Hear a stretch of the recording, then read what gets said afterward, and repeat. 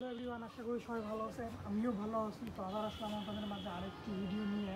তো এই ভিডিওতে আমি কথা বলবো হইলো একটা গাছ সম্বন্ধে, যেটা আমার পিছনে এসে বুঝতে পারছেন যে গাছটির নাম হইলো সাদা মরিচ।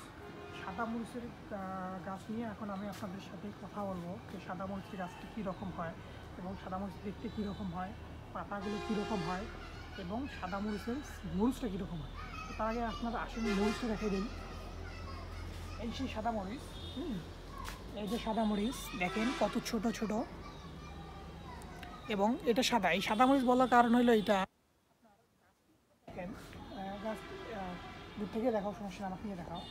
গাছটি একবার দেখেন সম্পূর্ণ সবুজ, জি মানে গোড়া থেকে আগা পর্যন্ত এটা গাছটি সম্পূর্ণ সবুজ। পাতাগুলো যেগুলো আছে পাতাগুলো কিন্তু অন্য রঙের না, সব সবুজ। তো কিন্তু মরিচগুলো দেখেন সাদা, মানে মরিচ গাছের যে মরিচ আছে একদম স্পেক্ট্রাম হচ্ছে সাদা রঙ। আর এই যে সবুজ পাতার সাথে মানে হলো আপনার মরিচ একদম মিলে গেছে, এই জন্য সাদা। এই জন্য এটাকে বলা হয় সাদা মরিচ। মানে মরিচের যেগুলো জাত আছে, অনেকগুলো জাত আছে না, তার মধ্যে এইটা হলো একটা জাত, এটা হলো সাদা মরিচের জাত। আগে আপনাদের আসেন গাছটি ঠিকমতো দেখাই দিই। তো এই হচ্ছে সেই মরিচের গাছের গোড়টি, সম্পূর্ণ গাছটি দেখাচ্ছি। আবার এখন আমি দেখাবো এর গাছে কতগুলো ডাল বার হয়েছে। তো দেখেন অনেকগুলো ডাল রয়েছে একটি গাছ থেকে, এখানে শুধু একটি গাছে রয়েছে। দেখেন সম্পূর্ণ গাছটি দেখাচ্ছি। তো আবার দেখেন এর মরিচ আর পাতায় একদম কালার সেম নয়, এই দেখেন দুটোই কালার ভিন্ন। ফুল দেখাও। তো এখন আমি দেখাবো ফুল প্রথম অবস্থায় কীরকম থাকে। প্রথম অবস্থা আপনার এরকম হবে, তারপরে আপনার কিছুদিন পরে যে এরকম হবে, তারপরে এরকম করে ফুটবে, ফোটার পরে যে এরকম হবে।